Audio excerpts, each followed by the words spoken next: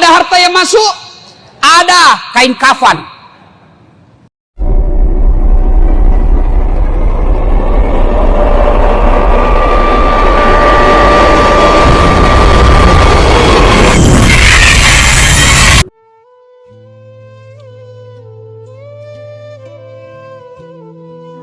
Ketika kita diantar ke kubur, ada 3 yang menemani. 2 pulang, 1 tinggal bersama kita. Apa itu?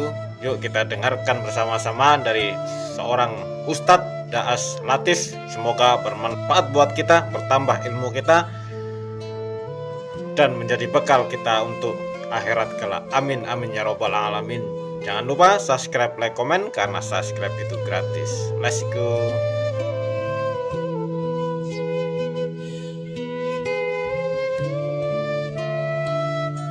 Pernah lihat orang ngantar jenazah? Pernah? Pernah? Bukan pernah, sering. Maka dia Nabi tak telu tu mantara koliki burue. 3 yang ngantar kamu ke kubur, tapi 2 yang kembali, 1 yang setia menemanimu. Yang pertama harta. Keluar semua harta ngantar. Mobil, motor, keluar semua. Begitu masuk kubur, ada harta yang masuk? Ada harta yang masuk? Ada kain kafan. Tidak ada orang mentang-mentang kaya kasih masuk handphone, kasih masuk kipas angin. Tidak, kaos kaki saja orang Islam tidak boleh kau pakai. Yang kedua mengantar kita apa? Keluarga. Keluar semua teman-teman, keluarga kita, sahabat kita pergi mengantar ke kubur. Tapi begitu masuk di kubur, ada yang mau temani? Ada yang mau temani? Tidak. Meskipun bapak kalau meninggal istrinya, meskipun sayang sama istri, mau masuk di kubur, Nabi bilang, kemanapun kau pergi, aku akan mengikutimu. Gunung kan kudaki, lautan ku seberangi, masjid kau lewati. Masuk di kubur, ada yang mau temani? Tidak. Yang ketiga kata Nabi, yang mengantarmu amal. Inilah yang akan mengikutimu kemanapun kau pergi. Masuk di kubur, dia akan masuk. 2 jenis amal, amal kebaikan, amal keburukan. Masuk. Taman iki buru ditimbun. Pak, ada perantau di sini? Ada dari Sulawesi? Coba angkat tangan. Oh, banyak-banyak. Ada dari Jawa? Banyak. Ada orang Banjar? Bubuhan Banjar, Jar. Banyak betul kampungnya. Bapak orang Bugis datang merantau ke Batu Licin. Ternyata di Batu Licin tidak sesuai harapan. Masih ada pilihan? Masih ada? Ada. Pulang lagi Pak, lewat Batu Licin, turun di Parepare. Dari Jawa merantau ke Batu Licin, sampai Batu Licin kada nyaman. Bulik lagi pian, pergi di Jawa. Iya toh? Cocoi. Tapi demi Allah, kota mana ki buru masuk kalian kubur, senang tidak senang, tinggal kau di situ. Gak boleh kau lagi keluar. Hah? Kalau kau kati, keluar kau dari kuburmu, kau dikubur sore, keluar kau besok pagi, lari semua orang Batu Licin. Nah, kalau masuk kubur, tidak bisa makin ngapa-ngapain. Petumanan ya malakmu, kata Nabi, putus semua amal-amalmu, kecuali 3 hal. Haji almarhum Haji Andi Arsad dengan istri, ada mi di kubur? Almarhum Abdul Latif bin Siapo, bapaknya Ustadz, ada mi di kubur? Soeharto, Habibie, Gus Dur, Soekarno, ada mi di kubur? Mbah Surip tak gendong kemana-mana. Dek nagaga, hilang semua. Maka putus semua orang sudah dalam kubur. Yang bisa menolongmu, kata Nabi, telu mani. Tinggal 3 perkara yang bisa menolongmu kalau kau sudah masuk kubur. Apa gerangan yang menolong? Satu, kata Nabi, anak yang soleh dan soleha. Bukan anak anggota DPR, bukan anak kontraktor, bukan anak profesor, bukan anak tentara polisi, bukan. Tapi apa? Soleh dan soleha. Menjadi soleh dan soleha tidak harus tinggi sekolah.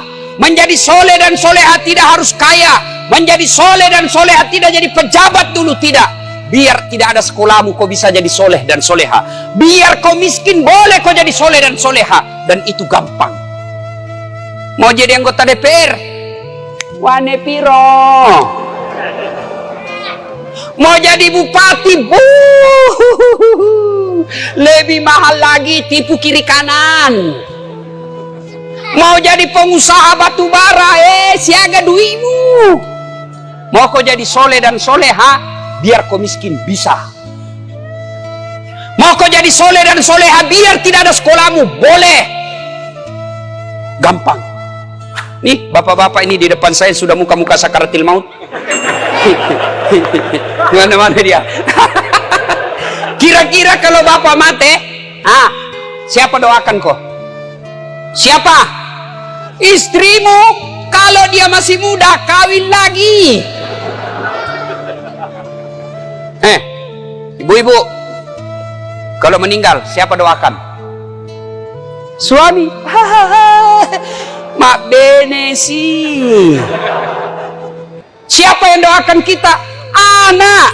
Saya ini contohnya. Kakak saya, jarang saya doakan. Nah minta doakan kade. Itu pun kalau saya ingat. Tapi siapa yang selalu saya doakan di sujud terakhir saya setiap sholat? 5 waktu saya selalu sujud. Saya di ujung sujud saya selalu berdoa, Allahumma ghafirli wali walidayya warhamhuma kama rabbayani shaghir. Dan saya merasa almarhum Abdul Latif termasuk bahagia di kubur. Kenapa? Karena saya setiap sujud bukan diriku kudoakan, tapi bapakku. Namobi bapakku bukan kontraktor. Meskipun bapak saya tidak tahu bahasa Indonesia, meskipun bapak saya tidak ada sekolahnya, tapi insya Allah bahagia di kubur karena anaknya selalu doakan. Nih bapak-bapak kalau mati ki, mau ki lihat bagaimana nasib tadi kubur, lihat anakmu sekarang, lihat anakmu. Kalau anakmu malam Jumat ku intip, baca Yasin di dalam kamar, harapanmu harapan.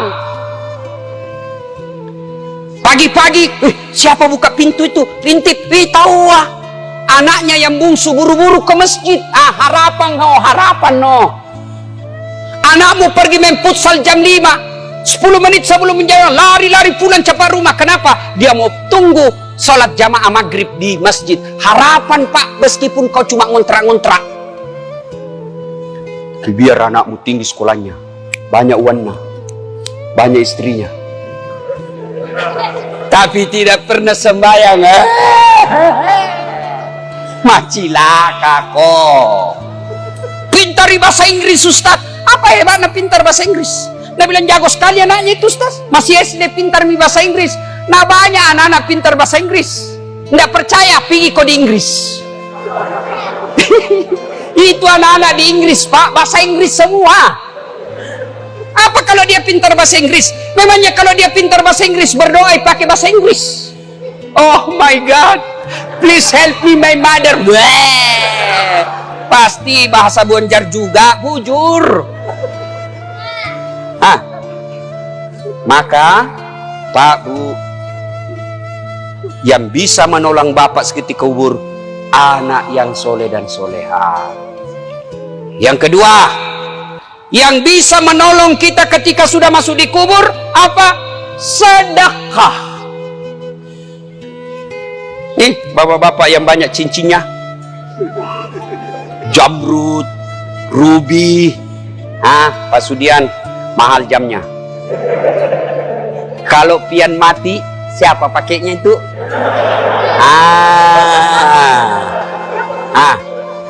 Untung tidak ada ibu-ibu di sini. Saya bilang sama ibu, halo ibu-ibu ini, istri-istri orang kaya, kalau kau mati, siapa yang pakai cincinmu? Siapa yang pakai gelangmu? Siapa yang pakai kalungmu? Siapa yang pakai antingmu? Siapa yang pakai berlian dan emasmu? Dia teriak, anakku Ustaz, pret. Bukan anakmu yang pakai, siapa? Istri kedua. Karena suamimu pasti kawin lagi. Dia dengar istriku, mamanya cek. Dia dengar ini ceramahku, nah lihat di YouTube. Pulang nak panggil Kak Ustaz. Jadi nanti kalau mati Kak, mau kawin lagi. Saya bilang, sini kau sayang. Saya kasih tahu kau baik-baik sayangku. Jangankan kau mati, masih hidup kau saja. Nah saya selalu berpikir kawin lagi. Apalagi kau mati, no way.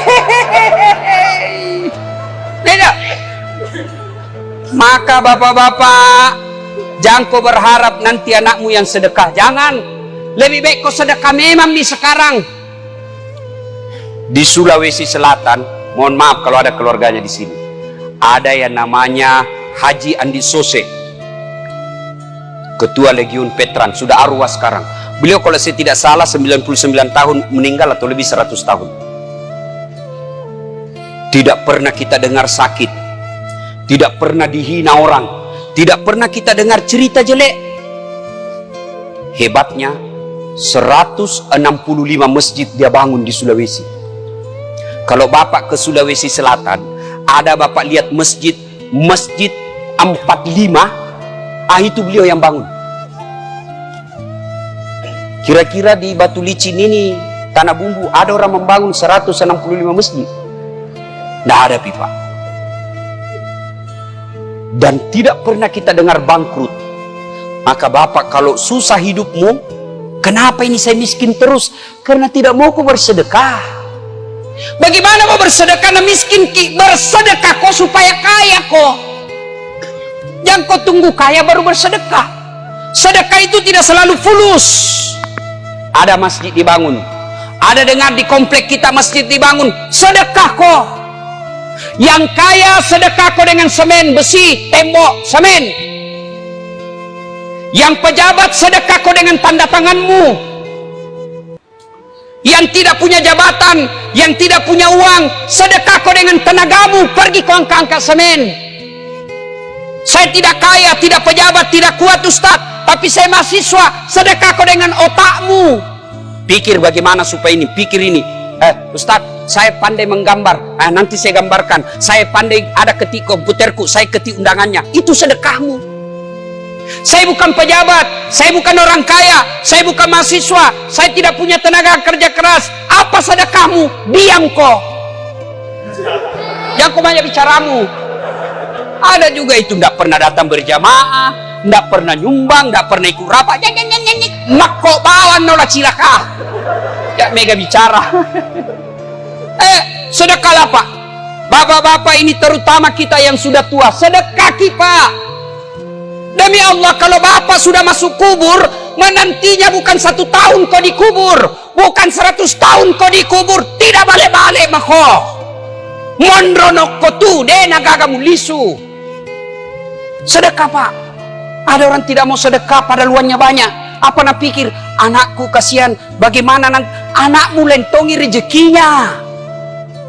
Enak sekali tuh anak, dikasih sekolah, dikasih menikah, dibelikan rumah, lahir cucunya kita lagi akekai, dibikinkanlah, dibelikan lagi mobil cucu, dikasih sekolah lagi cucunya. Iya kalau naik kok, kalau mati kok. Anak lentongi rezekinya. Yang penting anak kasih sekolah. Sudah kasih sekolah, ada rezekimu, kasih modal kerja. Yang mau kau urusi rumahnya, biar ton dia urus. Enak sekali dia jadi anak kalau semua mau diurus. Yang wajib kamu ikuti terus sampai ajalnya, nasihatnya. Nasihati sampai ajalnya tiba. Tapi rezeki biar dia urus dirinya. Enak, sudah mau kau kasih sekolah, sudah mau kau saya kasih modal. Wayalemu, ini harta yang saya kerja, sudah mau kau kasih warisan, bagianmu sudah ada. Saya mau nikmati, saya mau bangun masjid, saya mau nikmati, saya bangunkan panti asuhan, saya bikinkan anak yatim rumah supaya saya enak ton di kuburku. Wayalemu. Yang ketiga, yang bisa menolong kita ketika sudah masuk alam kubur, ilmu yang bermanfaat. Makanya kalau dapat ceramahnya Dasat Latif di grup-grup WhatsApp, syar'i, langsung sebar. Jangan kau yang sebar yang lain-lain, dilihat dosa, tidak dilihat barang bagus. Jangan itu saja mau sebar, cilaka. Yang bagus-bagus juga ku sebar. Ibu bapak saudara-saudara sekalian, panjang kita mau sampaikan, tapi waktu terbatas. Pegang maki ini 3. 1, anak yang soleh dan soleha. Yang kedua, sedekah. Tidak ada orang bangkrut gara-gara sedekah. Malah kalau mau bapak kaya tolak bala, sedekah. Kenapa itu anakku Ustaz susah sekali dinasehati? Tidak pernah ku sedekah. Kalau bapak bersedekah, lihat siapa dikasih. Kalau guru kita kasih, Bu Imam kita kasih, Das Atlatif kita kasih, jangan mau kau kasih dasi. Tidak usah kau kasih sepatu pantopel. Kapan pindah pakai? Ustaz Pak Imam pakai dasi kupu-kupu. Apa kasih Bu Imam? Kasih sarung dengan amplop. Tapi kasih tuh isinya. Tidak ada gunanya amplop kalau tidak ada isinya. Ayo, anak sekolah yang mau kau kasih sarung, lebih utama kasih bayarkan SPP-nya. Itu lebih manfaat. Kasih yang bermanfaat. Sedekah. Kemudian yang ketiga, ilmu yang bermanfaat. Bapak dalam grup WhatsApp punya 10 grup, sebarkan 10 grup itu masing-masing anggotanya 100, 1000 bapak sebarkan dakwah-dakwah. Masa tidak ada yang ngamalkan? Kalau ada yang ngamalkan, selama dakwah itu diamalkan, maka yang menyebarkan dapat pahala, ustadznya dapat pahala, yang menyebarkan juga dapat pahala. Tapi sebaliknya, kalau bapak selalu sebarkan berita-berita bohong seperti hoax soal vaksin ada chip, ada besinya, komunis. Siapa ajar kok bilang ada besinya di sini Ustaz? Kamati semua itu tentara sama polisi kalau itu vaksin jelek. Mana ada polisi sama tentara belum divaksin? Pamannya itu polisi ada di sana. Tanya mi, tanya. Sudah divaksin toh? Yang mau vaksin tidak terima gajimu. Itu. Kalau vaksin ini jelek Pak, pasti tentara sama polisi sama pegawai negeri mati semua mi. Sudah mereka semua divaksin. Saya sudah divaksin. Alhamdulillah sehat walafiat. Tapi bapak yang sebarkan berita-berita bohong soal vaksin, selama berita itu beredar, selama itu bapak edarkan kebohongan, dapat dosa. Meskipun bapak sudah mati dikubur, dapat kok dosa. Hati-hati kok. Daripada sebarkan berita bohong, mending sebarkan berita kebaikan. Terima kasih, lebih dan kurangnya mohon dimaafkan. Mari kita kirimkan suratul Fatihah kepada Rasulullah Muhammad SAW. Khasiat dan keutamannya kita ikhlaskan kepada almarhumah Hajjah Wardatul Wartia binti Haji Abdul Somad dan arwah Haji Andi Arsad Peta Tahang. Al-Fatihah.